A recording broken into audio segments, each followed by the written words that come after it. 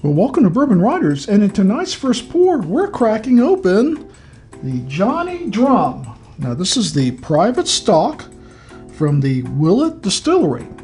And even if you haven't had Willett bourbon, you'd recognize their bottles. And I'll put a picture off to the side. They're very unique. They're shaped like a pot still. And if you ever saw one on a shelf, you would that's a Willett. Like I said, you probably passed them several times and not knowing what it was. Well, I've never had Willett bourbon of any type, and I'd seen a couple of reviews on YouTube about the Johnny Drum, and I thought, well, I'm going to make my entry into Willett by trying this private stock Johnny Drum. And it is a 101 proof bourbon, a Kentucky straight bourbon whiskey, and private stock, I'm not quite sure what that means. It just could be a marketing thing, but I'll read you what it says on the side of the bottle. It's not too long. It says, distilled, aged, and bottled in Kentucky. It's handmade in the heart of the bluegrass, Kentucky's famous bourbon country, containing only the finest natural ingredients and aged to the peak of maturity, yielding a bouquet, character, and taste found only in this bourbon. This is our private stock, the proudest achievement in the art of bourbon making. Every drop charcoal, it says every drop charcoal filtered, 101 proof. So it is charcoal filtered. And a lot of times they'd use that to make it a little mellower, to take the bite out of the alcohol. Especially if it's a younger bourbon, you'll see a lot of distilleries will charcoal filter it to just make it better tasting. I don't have a problem with that. If you're using young bourbon, just say you're using young bourbon. This is not age stated. So it is a Kentucky bourbon, so we know it has to be 2 years old. Past that, it may not be much older than that. But I've never let that stop me before from trying a new bourbon, and I've heard good things about it, so we're going to try it tonight on the channel. So like every first pour, we're going to pop the top and see what kind of vacuum we get. Nice vacuum there. So smells like any number of bourbons. Nice traditional bourbon smell. Let's get some chugging.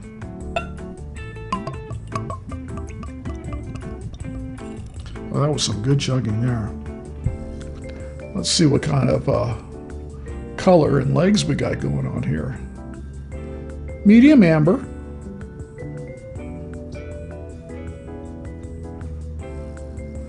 I've got a thin layer on there and a few legs.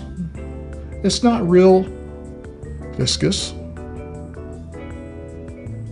Willett website, and it's kind of odd. It's not Willett. It's KentuckyBourbonWhiskey.com, and we'll put that on the bottom of the screen for you. And you can go there and you can go and it tells you about the Johnny Drum. It is a small batch. On the tasting notes, this says the nose is sour apple, vanilla, and oak. Okay, let's see how good they are. I get that sour apple, absolutely. And of course, I always get oak in bourbon, just how much? So a pretty moderate amount of oak. Definitely the sour apple.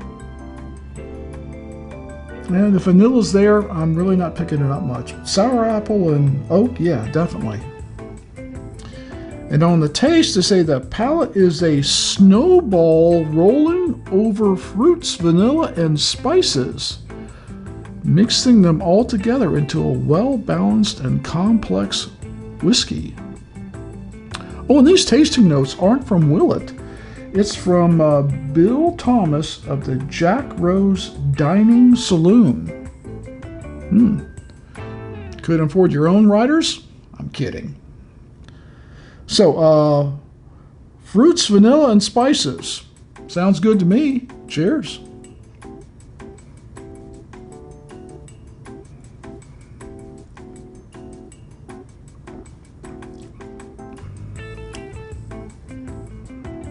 That's definitely different.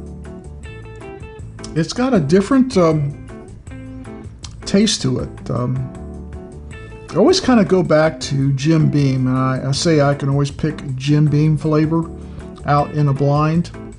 This has got a different profile from anything else. It's unique in that aspect. I can almost pick out an MGP these days. I taste so many of those. Kind of like Jim Beam, kind of like MGP. This has got a unique taste to it. Let's take another sip and I'll see if I can describe it for you.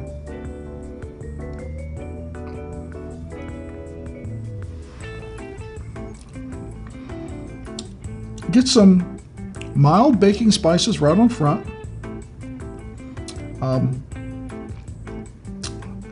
Kind of unusual, and I hate using the word funk, but I got kind of the unusual funk.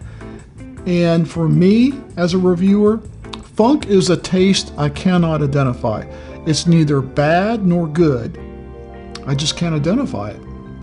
This has a funk to it. I don't consider it unpleasant. I'm kind of neutral on it. It's neither good nor bad. I'm not quite sure what it is. I do get fruits.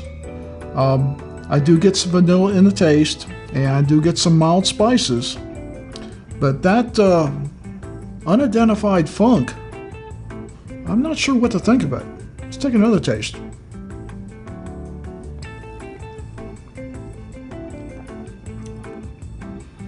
It drinks pretty mild. It's not hot at all. 101 proof is, that's right. That's my wheelhouse. I love things around 100, 110. I love that. So the proof, I'm good with the proof. I'm really not getting that much of an ethanol taste. It seems pretty balanced in that respect. But that flavor, I don't know if it's a typical Willett flavor, kind of like people tell me about George Dickell, like, oh, that's got Dickell juice in it. And that's funny, I know. They won't drink it. If you ever had a Bardstown, you're going to find some Dickell juice in a Bardstown. So I never let that keep me from trying a bourbon. So, oh, I don't like that particular juice.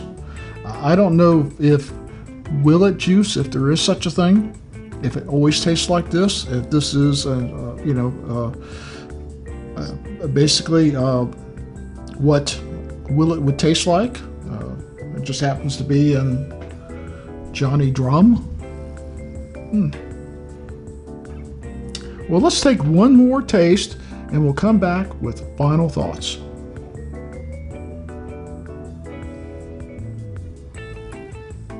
Final thoughts. I thought about this a lot when we had a break there.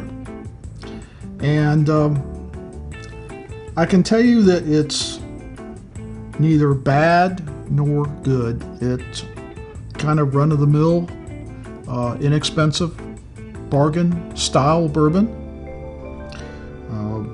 I'd actually prefer drinking the Evan Williams Bottled in Bond, which is 100 proof. I'd prefer that to the Johnny Drum. I even prefer the Jim Beam Black Extra Aged, which we did in our minibar wars. I'd prefer the Jim Beam Black to the Johnny Drum, and that's considerably cheaper or less expensive. Cheaper is not a good word in bourbon. So it comes to talk about the finish. Sometimes I forget to talk about the finish in these videos, and I should, because that's an important part of your bourbon experience. Dry fruit and a little bit of spice, and it lasts decent. It's just not a good finish. It's not a tasty finish. What you get in the palate translates to the finish pretty much almost exactly, and stays there for a little while. You're neither wanting it or missing it, in my view.